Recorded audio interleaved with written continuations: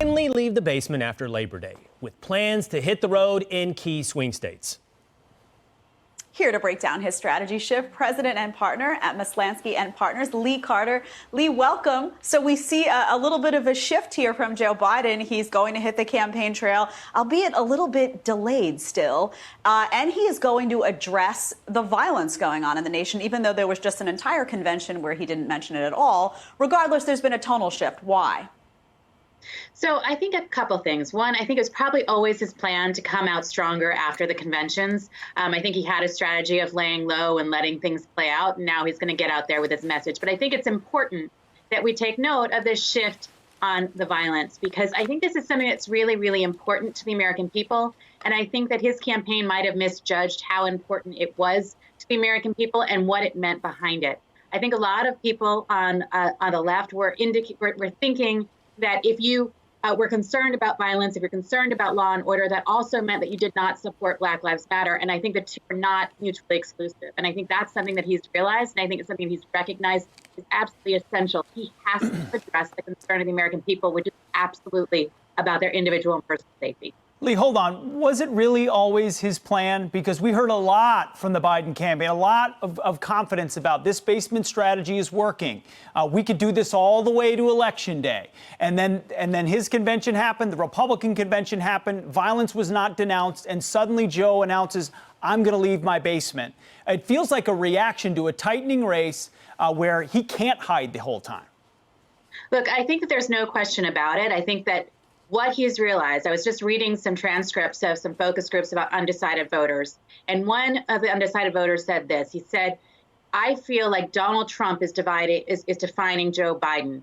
I need to hear from Joe Biden. Who is Joe Biden? Only 30% of the American people right now understand what Joe Biden's platform is. 2/3 of Americans know that he is not Donald Trump. He stands against Donald Trump, but they don't know what he is for. And that is a big mistake and a big misjudgment that I think the campaign made. I think that they thought it was going to be enough just to not be Donald Trump in order to beat Donald Trump. And that's not going to be enough. We're seeing the polls tightening. We're seeing in swing states that it's getting closer and closer. And so Joe Biden needs to make his case to the American people, and it has to. It absolutely must include how are you going to keep the American people safe, because that is one of Americans' it's one of their biggest concerns right now, that and the economy. And so he's going to have to come out with a message on both of those. So I think to a certain extent, you're right. I think he's probably realized he can't just lay back anymore, that it's time for him to get out there. I'm not sure that he didn't have a strategy to always go out there a little bit more after the conventions and be more public. But absolutely right now, it is essential that he tells his message, because if you don't tell your story, someone else is going to tell it for you, and it's not going to be favorable. Lee, really quickly, I want to believe those polls are tightening, because I want to believe that we can have our finger on the pulse of the election to see how it's moving. But how much credence should we give the polls, knowing what happened in 2016 and knowing this idea that many are afraid or unwilling to answer which way they would vote to a pollster? So how much credence do we give these movements in the polls anyway? Well, I think that you have to look at a couple of things. One, don't look at nationwide polls. I think they only tell you directionally what's happening. So you'll understand where sentiment's moving. You're not going to understand the Electoral College by looking at it. You need to look at swing states. Two, you need to look at intensity. So when you look at how likely are people to vote, that's another thing that's really important. The other thing that you really need to look at is independence. And right now, the independent race is tightening. There was a poll that came out this week with CBS YouGov that released that said that Trump is ahead by 10 points with independents. The race is going to be won and lost with independents because Democrats and Republicans have pretty much decided who they're going to vote for.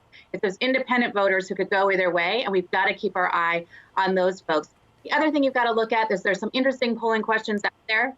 There's a question about who are you going to vote for, but then there's a question about who do you think your neighbor is going to vote for. That's also a big indicator because a lot of people are afraid to share their opinions. All right, Lee Carter, we got to leave it here, but thanks so much as always. Great stuff. Great to see you guys. Thanks, Lee.